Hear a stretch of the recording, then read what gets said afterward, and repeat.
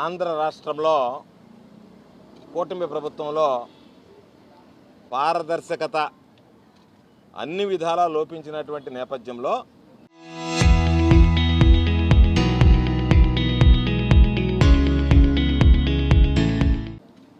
చివరికి రాజ్యాంగబద్ధంగా ఏర్పాటైనటువంటి స్వయం ప్రతిపత్తి కలిగినటువంటి రాజ్యాంగ వ్యవస్థ ఎన్నికల కమిషన్ విధుల్లో కూడా రాజకీయ జోక్యం అనేటువంటిది ఎన్నడూ చూడనటువంటి పరిస్థితుల్లో ఈ రాష్ట్రంలో మొట్టమొదటగా నెల్లూరు జిల్లా నుంచే ఈరోజు జరుగుతున్నటువంటి స్పెషల్ ఇంటెన్సివ్ రివిజన్ కార్యక్రమం సర్ ఏదైతే ఉందో దానిలో మన ఈ జిల్లా మంత్రి నారాయణ గారు పాల్గొని బూత్ లెవెల్ ఆఫీసర్స్ అందరిని పిలిచి కమిషనర్ని కూర్చోబెట్టి మంత్రి గారు, మేయర్ గారు, డిప్యూటీ మేయర్ గారు, కమిషనర్తో పాటు ఇతర బూత్ లెవెల్ స్థాయి అధికారులు అందరూ కూర్చొని వాళ్ళతో ఏ విధంగా బూత్ లెవెల్కి సంబంధించినటువంటి ఏర్పాట్లు చేయాలనేటువంటి ఒక సమావేశం ఏర్పాటు చేయడం జరిగింది.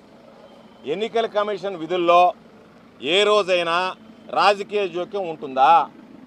ప్రోటోకాల్ అనేటువంటిది తీసేస్తారు. ఎన్నికల కమిషన్ అనేటువంటిది ఎప్పుడైతే ఒక ప్రక్రియ ప్రారంభమైతే అటువంటిది బూత్ లెవెల్ ఏజెంట్లను పెట్టుకుని మీరు మీటింగ్లు పెట్టుకుంటే మాకు అభ్యంతరం లేదు. మీ పార్టీకి సంబంధించినటువంటి వ్యక్తుల్ని ఇరు పార్టీలకు సంబంధించి సంధానకర్తలుగా వ్యవహరించి న్యాయబద్ధంగా చట్టబద్ధంగా అర్హత కలిగినటువంటి ఓట్లు ఇవ్వాలనేటువంటి లక్ష్యంతో అనర్హులైనటువంటి వాళ్ళని తొలగించాలనేటువంటి ఉద్దేశంతో ఏర్పాటు చేసినటువంటి ప్రక్రియలో మీరు ఏ విధంగా జోక్యం చేసుకుంటారనేటువంటిది ఈరోజు ఈ ప్రభుత్వం సమాధానం చెప్పాల్సినటువంటి అవసరం ఉంది. మంత్రి అంటే ఎవరు? ప్రభుత్వంలో భాగస్వామైనటువంటి వ్యక్తి.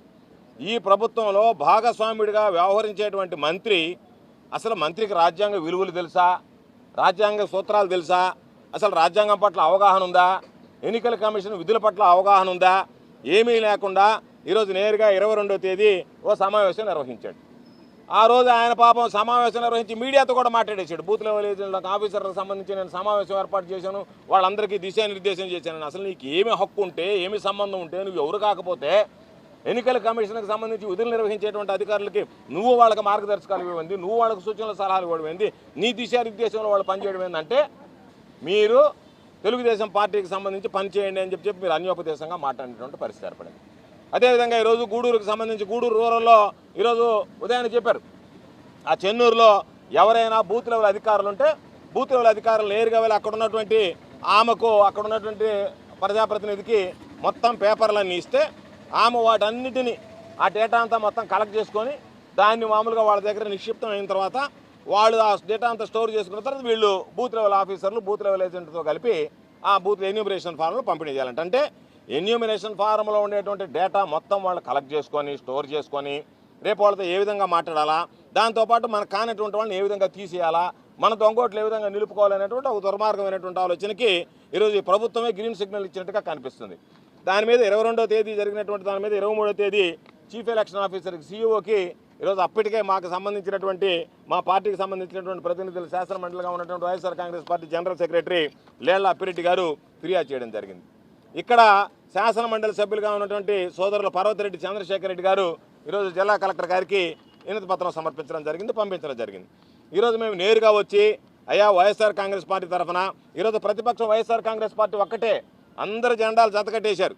బీజేపీ, జనసేన, ఈ రాష్ట్రంలో ఉండేటువంటి ప్రధానమైనటువంటి పార్టీలని తెలుగుదేశం పార్టీ, విధంగా అన్యోపదేశంగా కాంగ్రెస్ అన్నీ కలిసి పనిచేస్తున్నటువంటి నేపథ్యంలో ఈరోజు ప్రతిపక్షం వైఎస్ఆర్ కాంగ్రెస్ పార్టీ కాబట్టి మాకు అన్యాయం జరుగుతుంది, మాకు ద్రోహం తలపెట్టారు, ఈ ప్రభుత్వం అధికారాన్ని అడ్డుపెట్టుకొని ఈరోజు అర్హత కలిగినటువంటి ఓట్లను తొలగిస్తుంది అనేటువంటిది అనర్హులైనటువంటి వాళ్ళు వాళ్ళ పార్టీకి సంబంధించినటువంటి వాళ్ళు చేర్చుకుంటున్నారని చెప్పి వెళ్ళాం.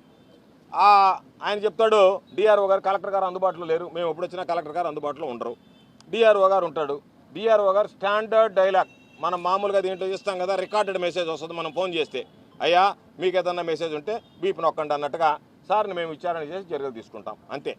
ఏ విచారణ జరగలే, ఏం చర్యలు జరిగి చెప్పేసి వచ్చాం. సార్ స్టేషనరీ వేస్ట్ అయిపోతుందండి, అనవసరంగా ప్రింటింగ్ ఖర్చు, పత్రికలు, పేపర్లు పాపం వేస్ట్ అయిపోతున్నది తప్ప ఏమీ పని జరగటం లేదని చెప్పి అంటే మేము చెప్పేది ఒక కమిషనర్గా వ్యవహరించినటువంటి వ్యక్తి ఏ విధంగా అధికార దుర్వినియోగానికి పాల్పడ్డాడు అనేటువంటి దానికి అన్ని ఆధారాలు కూడా సోదరులు చంద్రశేఖర్ రెడ్డి గారు వినిపిస్తారు. అన్ని ఆధారాలతోనే మాట్లాడుతున్నాం. ఈరోజు ఒక కమిషనర్ అనేటువంటి వాడు బహుశా నేను అనుకుంటున్నా 2029 దాకా ఉంటే చాలు అనుకుంటున్నాడేమో ఆ కమిషనర్. 2029 తర్వాత నువ్వు చేసినటువంటి అకృత్యాలకి, నువ్వు చేసినటువంటి అక్రమాలకి, నువ్వు చేసినటువంటి అన్యాయాలకి ఎంత ఇబ్బందులు గురి కావాల్సి వస్తుందో ఒకసారి ఊహించుకో. ఎవరం గడిచి బతకలేదు, ఈ ప్రభుత్వం ఎలకాలం ఉండదు. ప్రభుత్వం మారినప్పుడు అధికారులు ప్రభుత్వంతో పాటు ఆ రోజు ఉన్నటువంటి ప్రభుత్వంతో పాటు పనిచేయాలి తప్ప మీరేమో పార్టీకి మారి వెళ్ళిపోయేటువంటి పరిస్థితి. ఒకవేళ మీరు పార్టీ మారి ఉద్యోగానికి రిజైన్ చేసి నారాయణ మాటలు విని నారాయణ విద్యా సంస్థలోనో లేదా నేను తెలుగుదేశం పార్టీ కార్యకర్తగా కొనసాగుతానన్నా కూడా నువ్వు అధికారంలో ఉన్నప్పుడు చేసినటువంటి వాటికి మిమ్మల్ని విడిచిపెట్టేటువంటి ప్రసక్తి ఉండదు.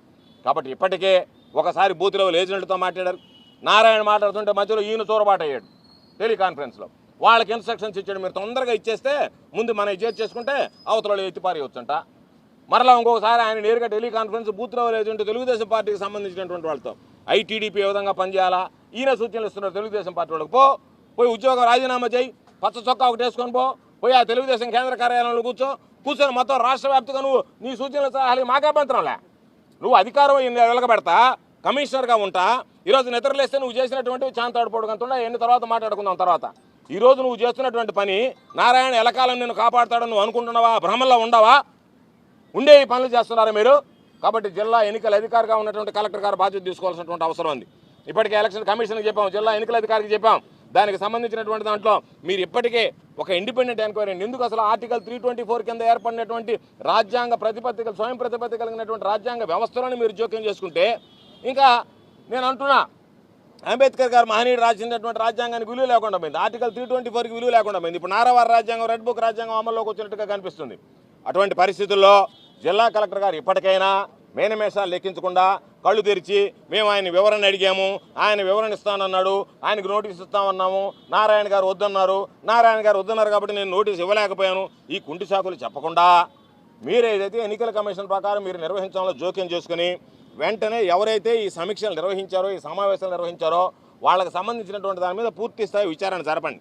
ఆ సమావేశాలు ఆర్గనైజ్ చేసినటువంటి వాళ్ళు ఎవరైతే మీకు ఒక్క నిమిషం పని ఒక బూత్ లెవెల్ ఆఫీసర్ని పిలిచి ఎవరు పిలిచారు మిమ్మల్ని అంటే కమిషనర్ పిలిచాడా? కమిషనర్ కింద ఉన్నటువంటి ఆ హిమబిందు ఎవరో ఉంది అడిషనల్ కమిషనర్, ఆమె పిలిచిందా? ఎవరు పిలిస్తే వచ్చారు మీరంటే ఎవరైతే ఈ కార్యక్రమాన్ని ఏర్పాటు చేశారో ఈ సమీక్ష ఏదైతే రాజ్యాంగ విరుద్ధంగా జరిగిందో రాజ్యాంగబద్ధంగా లేదో దాన్ని ఆ దానికి సంబంధించినటువంటి సమావేశం ఏర్పాటు చేసినటువంటి వ్యక్తులను గుర్తించండి. వాళ్ళని పెండింగ్ ఎంక్వైరీ వెంటనే వాళ్ళ మీద తక్షణమే చర్యలు తీసుకోండి. ఎందుకంటే స్పష్టంగా అర్థమైపోయింది అది జరగకూడనటువంటి ప్రక్రియ జరిగింది కాబట్టి దాని మీద వెంటనే చర్యలు తీసుకోండి. చర్యలు తీసుకోవడంతో పాటు వాళ్ళని వెంటనే విధుల్లో నుంచి ఏదైతే ఇప్పుడు ఈరోజు విధులు నిర్వహిస్తున్నారో విధుల నుంచి తప్పించండి అని చెప్తున్నాం. అదేవిధంగా డిసిప్లినరీ ప్రొసీడింగ్స్ ఎవరైతే వీటికి సంబంధించినటువంటి దాంట్లో జోక్యం చేసుకున్నారో వాళ్ళ మీద వెంటనే ఈరోజు విధుల నిర్వహణకు సంబంధించి కూడా మీరు దానికి సంబంధించి స్పష్టమైనటువంటి ఆదేశాలు ఇవ్వాల్సినటువంటి పరిస్థితి ఉంది. మంత్రి గారు ఏం చెప్పాడు, డిప్యూటీ మేయర్ గారు ఎందుకు పాల్గొన్నారు, వాళ్ళకి ఎందుకు పాల్గొనేటువంటి అవకాశం ఇచ్చారు, వాళ్ళ రోల్ ఏంది, వాళ్ళ ఉన్నటువంటి రెస్పాన్సిబిలిటీ ఏంది, వాళ్ళ ఆరోగ్య చేసినటువంటి చర్యలు ఏంది, వీటన్నిటి మీద కూడా విచారణ చేయాల్సినటువంటి అవసరం ఉంది. కాబట్టి వెంటనే మేము ఎలక్షన్ కమిషన్ కూడా కోరేది రాష్ట్ర స్థాయి ఎన్నికల కమిషన్ సిఇఓ గారికి కూడా ఇటువంటి తెలియనటువంటి మంత్రులు తెలిసినటువంటి మంత్రులు అయితే పోడు తెలియని మంత్రులు చాలామంది ఉంటారు చంద్రబాబు క్యాబినెట్లో. వీళ్ళకి పాప రాజ్యాంగ విలువలు తెలియదు, పరిపాలన ఏ విధంగా ఉంటుందో తెలియదు, అడ్మినిస్ట్రేషన్ అంటే తెలియదు, ప్రోటోకాల్ అంటే తెలియదు. బాటల మీద మామూలుగా బోర్డుల మీద పాఠాలు చెప్పుకున్నంత సులభంగా ఉంటుంది అడ్మినిస్ట్రేషన్ అంటే. మీరేదో మామూలుగా పిల్లకాయలు కాపీలు కొట్టించినట్టే ఎలక్షన్ కమిషన్ ద్వారా కూడా కాపీలు కొట్టి ఓట్లు తెచ్చుకోవాలనుకుంటే అది కుదిరే పని కాదు నారాయణ గారు. కాబట్టి ఖచ్చితంగా రాజ్యాంగబద్ధంగా నిర్వహించాల్సిందే. కాబట్టి జిల్లా ఎన్నికల అధికారికి చెప్తున్నాం, సిఇఓ గారి దృష్టికి ఇప్పటికే మా పార్టీ కేంద్ర కార్యాలయం నుంచి ఇప్పటికే దానికి సంబంధించినటువంటి ఫిర్యాదు ఇవ్వడం జరిగింది. కాబట్టి వీటిని మేనమేషాలు ఎక్కించి బుట్టబాకలు చేయకుండా వెంటనే దీని మీద దృష్టి పెట్టి ఎవరైతే ఈ చర్యలకు పాల్పడుతున్నారో జిల్లా వ్యాప్తిగా అన్ని నియోజకవర్గాల్లో కూడా మీరు ప్రారంభించండి. ఈరోజు మేము మీ దగ్గర సాక్ష్యాధారాలు ఉన్నాయి కాబట్టి కమిషనర్ ఇన్వాల్వ్ అవుతున్నాడు విధుల్లోనని చెప్పి ఆ సాక్ష్యాధారాలన్నీ కూడా మీ ముందు ఈరోజు మీడియా ముందు ఈరోజు సోదరులు చంద్రశేఖర్ రెడ్డి గారు పెట్టడం జరుగుతుంది. కాబట్టి వాటి అన్నిటికీ నారాయణ గారు సమాధానం చెప్పాల్సినటువంటి అవసరం ఉంది. ఎందుకంటే మంత్రిగా ఉన్నావు, ప్రభుత్వంలో ఒక బాధ్యతాయుతమైనటువంటి వ్యక్తిగా ఉన్నావు, ప్రభుత్వంలో భాగస్వామిగా ఉన్నటువంటి నువ్వు వీటికి సమాధానం చెప్పాల్సినటువంటి అవసరం ఉందని చెప్పి తెలియజేస్తూ వీటి మీద జిల్లా ఎన్నికల అధికారిగా ఉన్నటువంటి కలెక్టర్ గారు కానీ ఈ రాష్ట్రంలో ఉన్నటువంటి ఎలక్షన్ కమిషన్ చీఫ్ ఎలక్టరల్ ఆఫీసర్గా ఉన్నటువంటి ఎలక్షన్ కమిషన్ ఆఫ్ ఇండియాకి సంబంధించినటువంటి సిఇఓ గారు కానీ మీరు కనుక విచారించి తక్షణమే చర్యలు చేపట్టి మాతో పాటు ప్రజల్లో ఇది పారదర్శకంగా జరుగుతుంది ఈ ప్రక్రియ ఎస్ఐఆర్ ప్రక్రియ అనేటువంటి నమ్మకాన్ని కలిగించలేకపోతే మేము ఖచ్చితంగా న్యాయస్థానానికి వెళ్తాం, న్యాయ పోరాటం చేస్తాం. దానితో పాటు వీధి పోరాటాలు చేయడానికి కూడా మిమ్మల్ని నిలువరిస్తాం. మీ కార్పొరేషన్ కార్యాలయానికి వస్తాం, కార్పొరేషన్ కార్యాలయాన్ని ముట్టడిస్తాం, జిల్లా కలెక్టర్ కార్యాలయాన్ని ముట్టడిస్తాం, జిల్లా కలెక్టర్ గారి దగ్గర కూర్చుంటాం. జిల్లా కలెక్టర్ గారు మాకు సమాధానం చెప్పేంత వరకు మరలా ఇటువంటి పొరపాటు కనుక ఈ జిల్లాలో జరిగిందంటే ముందుగానే చెప్తున్నాం, జిల్లా కలెక్టర్ గారిని స్తంభిస్తాం, జిల్లా కలెక్టరేట్ స్తంభిస్తాం, జిల్లా కలెక్టరేట్ కార్యాలయాన్ని ముట్టడిస్తాం, జిల్లా కలెక్టర్ గారి దగ్గర కూర్చుంటాం. దానికి సంబంధించి మీరు మాకు సమాధానం చెప్పి కదలాలన్నట్టుగా ఒకవేళ మమ్మల్ని కావాలంటే అరెస్టులు చేసుకోండి, కేసులు పెట్టుకోండి, జైలు వేసుకోండి, ఇబ్బంది లేదు. కానీ ఆ విషయంలో మాత్రం ఎక్కడ ఉపేక్షించేది ఉండదు అనేటువంటిది సందర్భంగా తెలియజేస్తూ తప్పనిసరిగా మీరు ఇప్పటికైనా కళ్ళు తెరిచి జరిగినటువంటి చర్యల మీద చర్యలు తీసుకోండి, మరలా ఇటువంటి చర్యలు జరగకుండా జాగ్రత్తలు వహించండి అని చెప్పి ఈరోజు జిల్లా ఎన్నికల అధికారి అయినటువంటి జిల్లా కలెక్టర్ గారికి మేము అర్థిస్తున్నాం. ఎలక్షన్ కమిషన్ అనేది స్వయం ప్రతిపత్తి గల సంస్థ. అది ఎప్పుడు కూడా ఎన్నికలని పారదర్శకంగా నిర్వహించడం దాని బాధ్యత. అధికారంలో ఏ పార్టీ ఉన్నా కూడా ఆ పార్టీకి అనుకూలంగానో లేకపోతే ప్రతిపక్షాలకి విరుద్ధంగానో చేయడం అన్నది ఎలక్షన్ కమిషన్ కనుక చేస్తే అది ప్రజాస్వామ్యం అనిపించుకోదు. ప్రజాస్వామ్యం కూని అయిన తర్వాత ఇంత పెద్ద భారతదేశంలో వ్యవస్థలు ఏ విధంగా ఉంటాయన్నది మీరందరూ ఊహిస్తే కూడా భయం వేస్తుంది. మరి ఈరోజు అలాంటి పరిస్థితులకి తీసుకెళ్లే పరిస్థితి ఏర్పడుతుంది. ఎందుకు ఏర్పడతా ఉంది? కూటమి ప్రభుత్వం అంటే ప్రధానంగా తెలుగుదేశం పార్టీకి ఇప్పుడున్నటువంటి పరిస్థితుల్లో ఎన్నికలు కనుక జరిగితే ప్రజలు ఓట్లు వేస్తారనే నమ్మకం ఎవ్వరికి కూడా లేదు.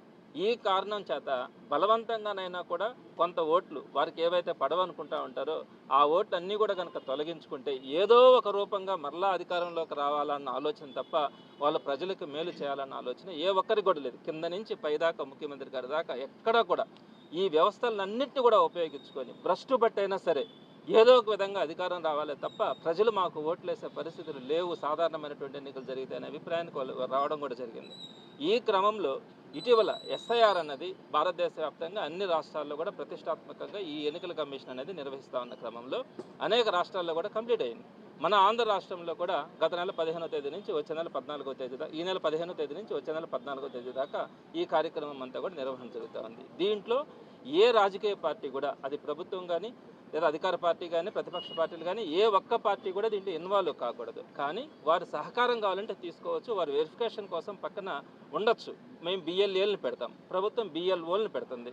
బిఎల్ఓలు చేయాల్సిన పని వారే మొత్తం అంతా కూడా చేయాలి. మా బిఎల్ఏలు ఎంతవరకు అంటే ఎక్కడా కూడా ఇబ్బంది రాకుండా ప్రజలకు సౌకర్యంగా, ప్రజలకు ఏదైనా అవసరమైనప్పుడు బిఎల్ఓతో కరస్పాండ్ అయ్యి వారు ఆ ప్రక్రియను సజావుగా సాగడానికి మాత్రమే మా బిఎల్ఏలు చేయాల్సినటువంటి పని ఉంటుంది. అంతేగాని బిఎల్ఏలు ఎక్కడా కూడా వారు డైరెక్ట్గా చేయాల్సిన పని ఎక్కడా కూడా ఉండదు, బిఎల్ఓలు మాత్రమే చేయాలి. అయితే ఈ క్రమంలో మంత్రి గారు ఈ నెల 22వ తారీఖున మున్సిపల్ కమిషనర్ ఆఫీస్లో ఒక మీటింగ్ పెట్టి బిఎల్ఓలకి దిశానిర్దేశం చేయడం కూడా జరిగింది. ఏ విధంగా మీరు చేయాలా, ఏ విధంగా ఓటర్స్ని యాడ్ చేసుకోవాలా, ఏ విధంగా ఓటర్స్ని డిలీట్ చేయాలని సాక్షాత్తు మంత్రి గారే పక్కన కమిషనర్ని, ఒక పక్క మేయర్, డిప్యూటీ మేయర్లను కూర్చోబెట్టుకొని వారందరికీ కూడా దిశానిర్దేశం చేయడం జరిగింది. ఇది ఎన్నికల నిబంధనలకు విరుద్ధం, పూర్తిగా విరుద్ధం. మరి దీని మీద మేము 23వ తారీఖునే మేము కంప్లైంట్ కూడా చేయడం జరిగింది. స్టేట్ ఎలక్షన్ కమిషన్కి కానీ, సెంట్రల్ ఎలక్షన్ కమిషన్కి కానీ, అదేవిధంగా కలెక్టర్ గారికి కూడా కంప్లైంట్ చేయడం జరిగింది. అయితే మేము కంప్లైంట్ చేసిన వెంటనే తర్వాత రోజున మున్సిపల్ కమిషనర్కి షోకాజ్ నోటీస్ కూడా ఇవ్వడం జరిగింది. అయితే ఈ ప్రక్రియ అంతా కూడా 14వ తేదీతో పూర్తి అయిపోతుంది. ఈ లోపల కమిషనర్ గారు మరిన్ని ఇబ్బందులు కలిగే పరిస్థితుల్లో ఈరోజు ప్రవర్తిస్తూ ఉన్నటువంటి విధానాన్ని చూస్తూ ఉన్నాం. దీనికి సంబంధించి ఏదైతే మంత్రి గారు మీడియా సమావేశం ఏర్పాటు చేసి కానీ, అదేవిధంగా బిఎల్ఓలతో మీటింగ్ పెట్టి కానీ ఏం మాట్లాడారన్నది వీడియోలు కూడా రిలీజ్ చేయడం జరిగింది. అయితే ఈ క్రమంలో కమిషనర్ గారు ఇంకొక అడుగు ముందుకేసి మంత్రి నారాయణ గారితో డైరెక్ట్గా ఫోన్లో మాట్లాడుతూ టెలికాన్ఫరెన్స్లో బిఎల్ఏలంతా కూడా ఉన్నారు. దాంట్లో ఐటీడీపీ యాప్ను ఉపయోగించుకొని మేమంతా కూడా ప్రాసెస్ చేస్తా ఉన్నామని చెప్పి సాక్షాత్తు కమిషనర్ గారు, అంటే ఈ ఎలక్షన్ ప్రాసెస్ అంతా కూడా సిటీ కాన్స్టిట్యున్సీకి సంబంధించి చూస్తున్నటువంటి మున్సిపల్ కమిషనర్ గారు నేరుగా ఐటీడీపీ యాప్ అన్నది టీడీపీ పార్టీకి చెందినటువంటి ఒక యాప్. ఆ యాప్లో ఎలాంటి పరిస్థితులు ఉంటాయంటే దాంట్లో వైసీపీ ఓటర్ ఎవరు, టీడీపీ ఓటర్ ఎవరు అన్నది వారు అంతా కూడా ఒక ఎంక్వైరీ చేసుకొని వారంతా కూడా దాంట్లో పొందుపరచుకోవడం కూడా జరిగింది. అలాంటి ఐటీడీపీ యాప్ అనేది చాలా బాగుంది, దాన్ని ఉపయోగించుకొని మేము ఈ ప్రాసెస్ని చేస్తా ఉన్నాం అని చెప్పి కమిషనర్ గారు మాట్లాడడం కూడా జరిగింది. దీనికి సంబంధించి ఒక 30 సెకండ్స్ మీకు నేను అది వినిపిస్తాను. పెట్టు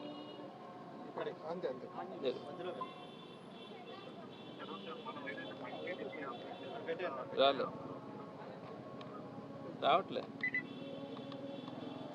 అది కార్తీక్ తీసుకో, నువ్వు రావా ఎక్కడ ఎక్కడ స్వామి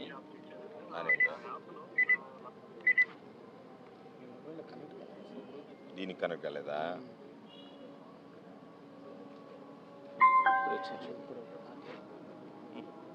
మళ్ళీ మొదటి నుంచి పెడతారు.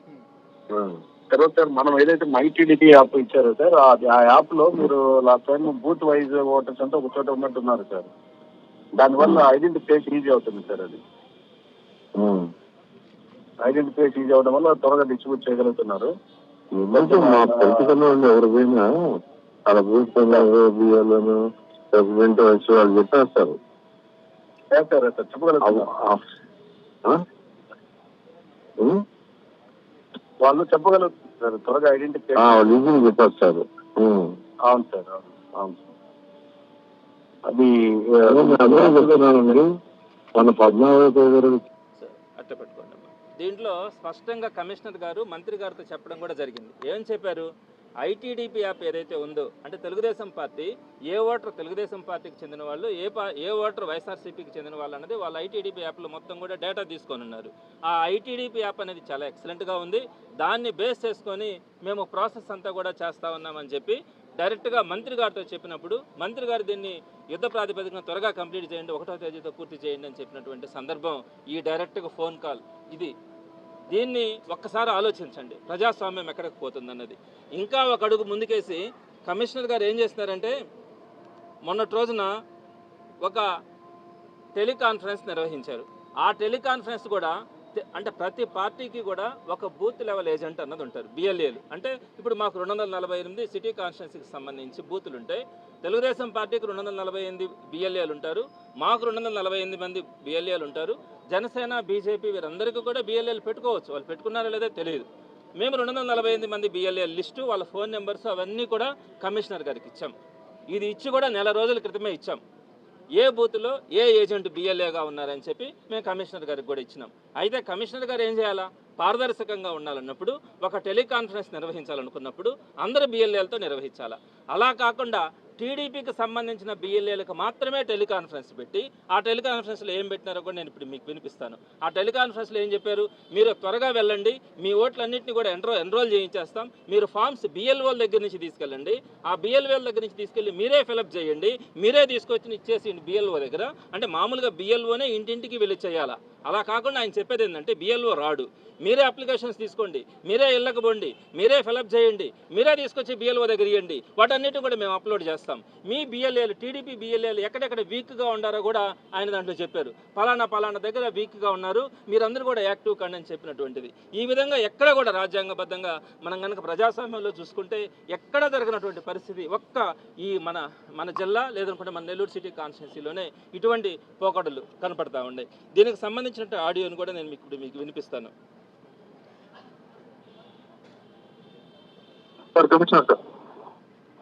ఓకే, టీడీపీ బిఎల్ఏలతో మాత్రమే ఇది ఆయన okay. Good evening all BLAs అండి. బిఎల్ఏస్ అందరు కూడా ఇప్పుడు మనం జరుగుతున్నటువంటి యాక్టివిటీలో డిజిటైజేషన్ అంటే ఒకటి డిస్ట్రిబ్యూషన్ ఆఫ్ ఫామ్స్ డిస్ట్రిబ్యూట్ చేస్తాము. డిస్ట్రిబ్యూషన్ చేసినటువంటి ఫామ్స్ ని ఎలక్టర్ ఫిల్ చేసి తిరిగి బిఎల్ఓకి ఇచ్చినట్లయితే బిఎల్ఓ దాన్ని డిజిటైజ్ చేస్తారు, అంటే దాన్ని ఆన్లైన్ చేస్తారు. అది మీ అందరికీ బిఎల్ఏలందరికీ తెలిసిన విషయమే.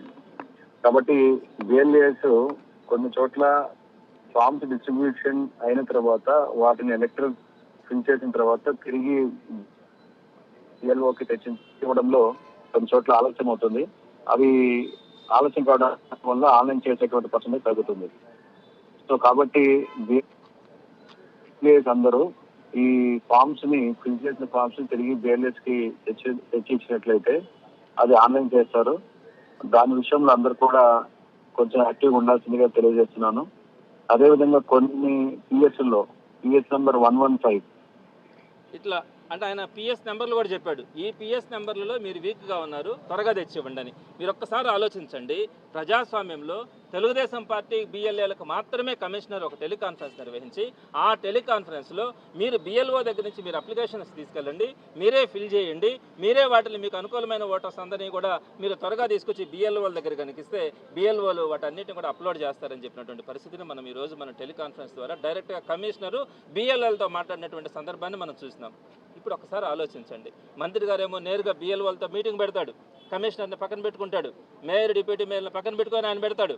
ఇంకొక అడుగు ముందుకేసి ఆయన బిఎల్ఏలు టీడీపీ బిఎల్ఏలతో మంత్రి గారు టెలికాన్ఫరెన్స్ పెట్టేటప్పుడు కమిషనర్ లైన్లోకి తీసుకుంటే కమిషనర్ కనీసం ఇది ఒక పార్టీకి సంబంధించినటువంటి కాన్ఫరెన్స్ కాల్ జరుగుతూ ఉందని కూడా లేకుండా మంత్రి గారికి ఆయన ఎక్స్ప్లెనేషన్ ఇవ్వడం, మీ ఐటీడీపీ చాలా బాగుంది, మేము దాన్నే ఉపయోగించుకొని మేము ప్రాసెస్ చేస్తామని చెప్పినటువంటి పరిస్థితి. ఇంకొక అడుగు ముందుకేసి డైరెక్ట్గా ఈ టీడీపీ బిఎల్ఏలకి డైరెక్ట్గా టెలికాన్ఫరెన్స్ నిర్వహించి మీరందరూ కూడా త్వరగా బిఎల్ఓల దగ్గర నుంచి అప్లికేషన్స్ తీసుకెళ్ళి ఫిలప్ చేసి మీ ఓటర్లందరినీ కూడా త్వరగా కనుక తెచ్చిచ్చేస్తే మేము వాటన్నిటిని కూడా ప్రాసెస్ చేస్తామని చెప్పినటువంటి తీరు చూస్తే ఇంతకంటే సిగ్గుపడాలన్నటువంటి అంశం ఇంకోటి. దీనికి సంబంధించి పెద్దలు గోవర్ధన్ రెడ్డి గారితో కలిసి ఈరోజు కలెక్టర్ గారిని కలుద్దామని వస్తే కలెక్టర్ గారు లేరు. డిఆర్ఓ గారికి కూడా చెప్పడం జరిగింది. డిఆర్ఓ గారు ఏం చెప్పారు, మేము ఆయనకు షోకాజ్ నోటీస్ ఇచ్చినాము, అది రాగానే యాక్షన్ తీసుకుంటామన్నారు. ఎప్పుడు ఈయన షోకాజ్ నోటీస్ ఇచ్చి ఆయన ఎప్పుడు రిప్లై ఇవ్వాలా, ఎప్పుడు వీళ్ళు యాక్షన్ తీసుకోవాలా? ఇమీడియట్గా డైరెక్ట్గా వీడియోలు ఆడియోలు మనకు దొరికిన తర్వాత ఇమీడియట్గా కనీసం ఆయన ఈఆర్ఓ బాధ్యతల నుంచి అయినా తప్పించాలా. వేరొకరికి ఇవ్వండి, డిఆర్ఓ గారు ఇంకొకరికి ఇవ్వండి. ఎందుకు ఆయనకే ఇస్తున్నారు? మున్సిపల్ కమిషనర్గా మీరు ఉంచుకోవాలనుకుంటారు ఉంచుకోండి, ఊడిగాలు చేయించుకోవాలనుకుంటారు చేయించుకోండి. ఎందుకు ఈ బాధ్యతల నుంచి తప్పించండి? 14వ తేదీ కల్లా అయిపోతుంది కదా ప్రాసెస్, ఈ లోపల మీరు తొలగించాలి కదా. సో ఈ విషయాన్ని డిఆర్ఓ గారితో కూడా చెప్పడం జరిగింది. తప్పకుండా పెద్దలు గోవర్ధన్ రెడ్డి గారు చెప్పినట్టుగా ఒకవేళ కనుక వీరి దగ్గర న్యాయం జరగదు అని అనుకుంటే దీనికి న్యాయస్థానాలను ఆశ్రయించడం జరుగుతుంది. అదేవిధంగా వీధి పోరాటాలకు కూడా సిద్ధపడడం జరుగుతుందని చెప్పి తెలియజేస్తా ఉన్నాను.